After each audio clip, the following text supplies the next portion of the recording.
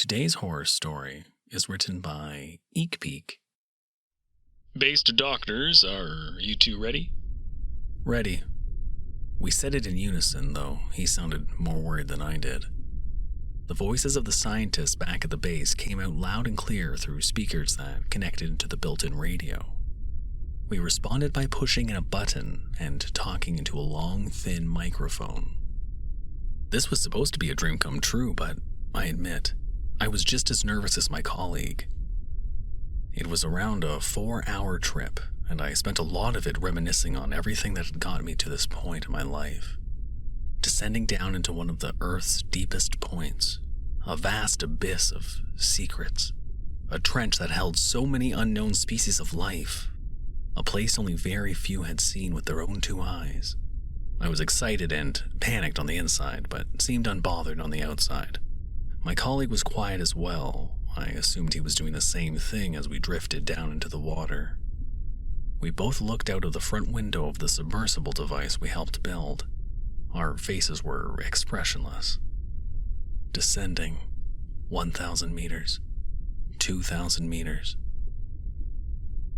When I was a kid, I was obsessed with water. Pools, oceans, lakes, rivers, and seas.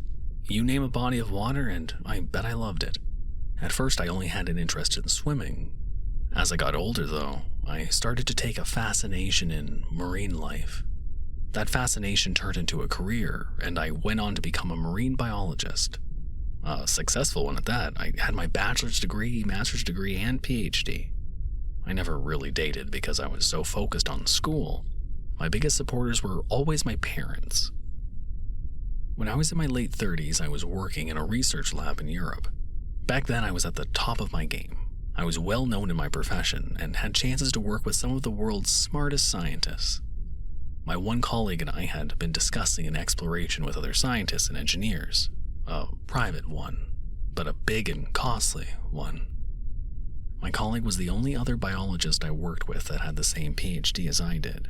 If this idea we had were to happen, he would be going with me. At first we talked about doing a deep exploratory dive about 200 meters down in the Pacific Ocean. This fun and interesting idea turned into taking an exploratory expedition into the Mariana Trench. At one point, my colleague even suggested that we see if we could get all the way down to Challenger Deep, an even deeper point of the ocean, lying at the southern end of the Mariana Trench. For an entire year it was nothing but talk, until one of the engineers started to make it into reality. The engineer gathered all of us inside the conference room. There was a huge diagram on the whiteboard at the front of the room. It was a blueprint of some submersible device. He handed out copies of the blueprint for us to examine while he went through the process. He had designed a submarine that was able to withstand thousands of pounds of pressure. He explained how it would work, and it's safe to say everyone in the room was completely on board. Once the project was approved, everyone got to work. We spent 8 months preparing for our expedition. We had everything down to a perfect science. The current, the weather, the day, the submersible, our suits, the coordinates. Everything was planned down to the last nitty-gritty detail. We had spent so much time preparing physically, I think I forgot to prepare emotionally. Though even if I did, I don't think it would make what happened any easier. This is what people like me lived for, this experience we were about to do. Engineers and scientists spent over an hour getting our suits on the morning of the expedition. They weren't meant to withstand thousands of pounds of pressure, but we still needed to be safe. Oxygen levels were checked, the submersible was triple checked. Everything was tight and completely sealed off. I thought about the last time I told my parents I love them. I thought about my dog, my friends, my fellow biologists. I thought about mankind. I was submerging thousands of meters down. The thought of discovering the unknown made all those years of school worth it. What if I got to name some new species of fish? I thought about what I would name it. I thought about what my colleague was thinking, but we both just sat there. We stared in silence, listening to the water whoosh by us as we descended further and further away from the surface. 8,000 meters. The pit in my stomach widened. Everything was so dark. We had seen an occasional shark and plenty of well-documented species of fish. We documented an interesting-looking anglerfish and a black jellyfish, but other than that, just darkness. 9,000 meters. My colleague finally said something. It was something I completely unexpected, though. When we land, I'm going to take the side submersible to explore Challenger Deep.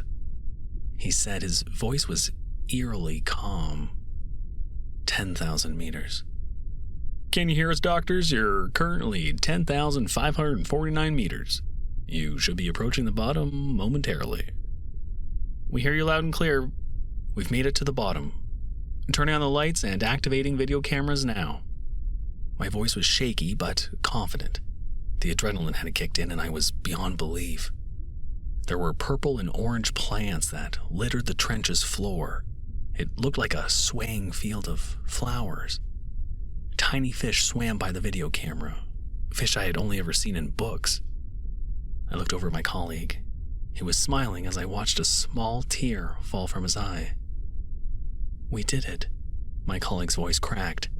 He sounded happy, but off. We were 10,600 meters underwater. I figured that had to be it, that would make anyone sound off. Yeah, we did it, I responded lightheartedly. I smiled, trying to lighten up the mood. We moved around the ocean floor for about 5 hours, documenting, taking photos, and making calculations. Everything looked remarkable. It looked like something straight out of a movie. We were only supposed to be down here for 6 to 7 hours before ascending. About 5.5 hours into our expedition, I saw my colleague putting on a rebreather. Why are you putting that on? You know we can't leave. There's way too much pressure. You know that. I tried to sound calm.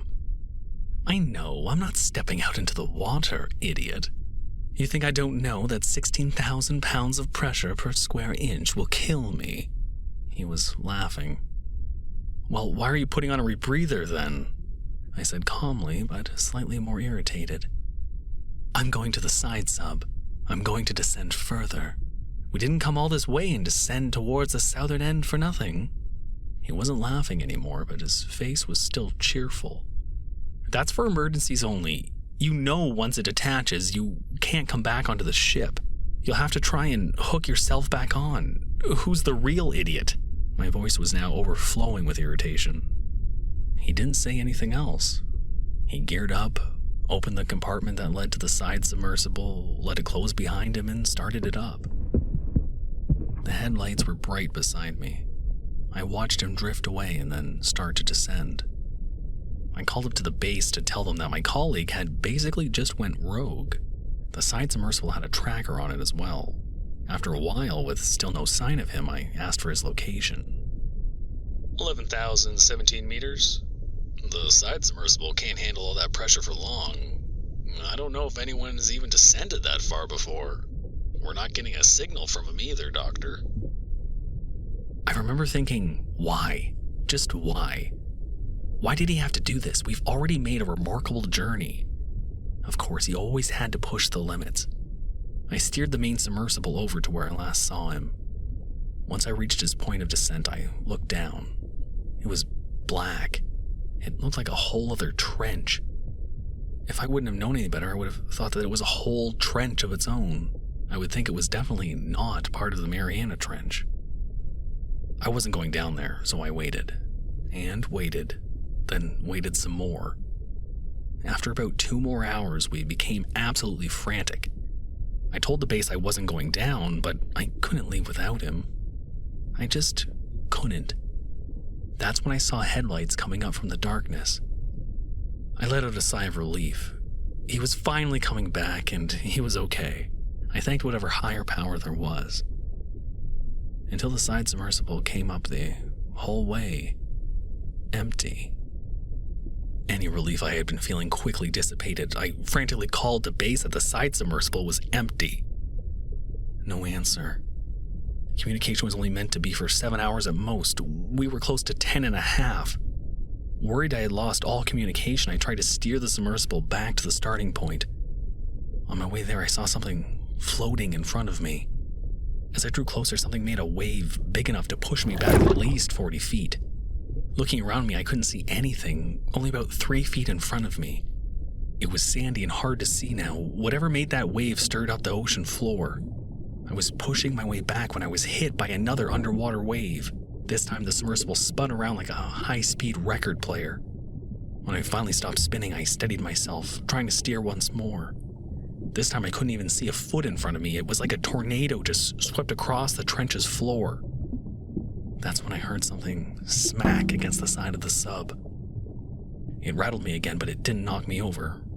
I looked, but couldn't see anything at all. That's when I saw him. He smacked against the windshield so hard that my entire body involuntarily flinched. His body lied against the glass like a squashed fly. His eyes were fully popped out of his head. His eyes, nose, and ears were all profusely bleeding. His dangling eyes were completely bloodshot. His body was bloated everywhere. He looked like an overinflated balloon ready to pop at any second. His suit was expelling blood from every opening. I let out a blood-curdling scream. I couldn't believe my eyes. Just as quickly as he had slapped on the windshield, he was washed away. I looked, but his body was gone. I waited for the ocean floor to settle a bit and made my way back to the starting point. I was able to reach base and have them start sending me back to the surface. When they asked about my colleague, all I could do was cry. They reassured me everything would be fine, but I knew it wasn't. I just saw my inflated, dead friend smack against the submersible's window. I thought about his family. I thought about how no one would ever retrieve his body, and how his final resting place is at the deepest part of the ocean. I was shaking. I couldn't think of what could have happened. He would have never gone out there of his own free will. About 2,000 meters into ascending, the submersible was hit again. It stopped the ascension. It was pitch black and dead silent. I listened and heard scratching from the roof of the sub. I heard Base say something, but it went in one ear and out the other. I was listening to something crawl all the way around the submersible.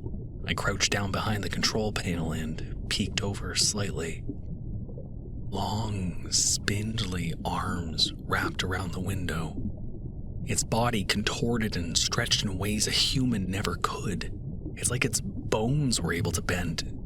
It had the body of a human, but its legs and arms were so absurdly long. The creature was so skinny it looked like its ribs could poke through at any moment. It had 4 rows of razor-sharp teeth. I watched its bulging eyes dart around, inspecting the inside of the submersible. Once it didn't see anything, it let out a shriek that I've never heard in my entire life. It left my ears ringing. I thought my eardrums had burst and expected blood, but luckily the ringing and pain faded quickly. That's when I heard my colleague's voice, his laugh. I looked around and then peeked over the control panel again. The creature was still lashed onto the windshield, but this time its face was that of my dead colleague. I watched it mimic his voice perfectly. It was calling out for me. I just wanted to jump out and scream. "I'm right here. Please, come back. Please." I knew it might have had his face and his voice, but I'm sure as hell it was not him. I covered my mouth as the creature recited conversations we'd had throughout the years. I held back tears and vomit as it rocked the submersible and screamed in frustration. Once I felt it flee, I slowly pulled myself back up to the control seats. I whispered into the microphone, "Ascend as fast as you can. Now." My voice was quiet and frantic. Once I reached the shore, I was inconsolable. I tried to explain what happened, but I could barely talk. I was taken back to land and immediately sent to the hospital for any wounds or contusions I may have had. Physically, I was fine. Emotionally, I was terrified. There was so much blood around the submersible, they didn't even bring it back. They scrapped it. They never went back to look for my colleague, and they never used any of our documentation or findings. The research facility wanted it to be swept under the rug. The expedition was never documented either. They figured it would be a bad look if one of their employees died on a private research expedition. I was then fired and moved back to the United States. The nightmares still stay with me. All of these years, and the image of that creature and my dead friend are stuck in my brain like a parasite. The gruesome scene replaying over and over every night. I can still hear the creature's nails dragging along the metal. I can still hear it tapping on the windshield. I can still hear the ear-piercing shriek that thing let out. There's something down there, at the very, very bottom of the ocean, laying dormant at the very bottom of the world's deepest trench. I don't know what it is, but that's not the part that scares me the most. The fact that no matter what it is, it can turn into anybody or anything. It can use your traumas against you. It can play your mind like a fiddle. You are nothing but prey. The fact that it was using my colleague's rebreather. The fact that it can also breathe air. Thank you for listening. You can probably handle another horror story, right?